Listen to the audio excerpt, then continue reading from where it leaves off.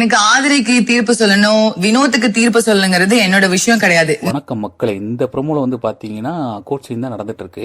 இதுல என்ன வழக்குன்னு பாத்தீங்கன்னா ஆதிரியும் வினோத்தும் நடந்த அந்த பிரச்சனையை வச்சுதான் அந்த வழக்கு நடந்துட்டு இருக்கு. இதுல விக்ரம் வந்து வினோத்துக்கு வாதாடிக்கிட்டு இருக்காரு, ஆதிரிக்கு வந்து அரோரா வாதாடிக்கிட்டு இருக்காங்க. இந்த வழக்குல வந்து அமித்தும் திவ்யாவும் நீதிபதியா இருக்காங்க. இதுல வந்து திவ்யா வந்து ஒரு தீர்ப்பு சொல்ல வராங்க. அதாவது என்னன்னா, வினோத்துக்கு ஒரு மாதிரியாவும் ஆதிரிக்கு ஒரு மாதிரியாவும் நான் தீர்ப்பு சொல்லல, ரெண்டு பேத்துக்கு பொதுவான தீர்ப்பு தான் நான் சொல்றேன்.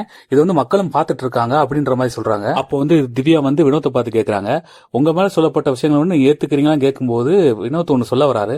அதை வந்து விக்ரம் வந்து தடுத்து நிப்பாட்டிறாரு. அப்ப அவர் அமித்து வந்து என்ன சொல்றாருன்னா, அதெல்லாம் நீங்க சொல்லக்கூடாது அப்படின்ற மாதிரி தடுத்து நிப்பாட்டாரு. இப்படி பேசிட்டு இருக்க விஷயத்தை வச்சு நான் என்ன நினைக்கிறேன்னா, ஆதிரி பக்கம் தான் தீர்ப்பு போகுதுன்னு நான் நினைக்கிறேன்.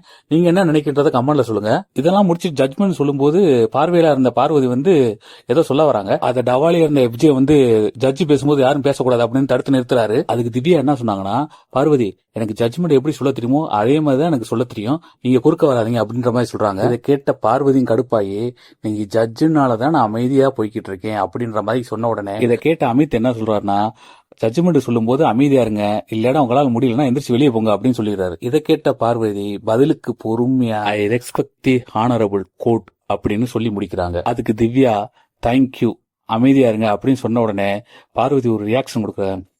என்னங்க நீங்களா ஒரு ஜட்ஜ், அந்த மாதிரி ஒரு ரியாக்ஷனை கொடுத்துட்டு இந்த ப்ரோமோ முடியுது. ஓகே மக்களே, இதை பத்தி நீங்க என்ன நினைக்கின்றத கமெண்ட்ல சொல்லுங்க.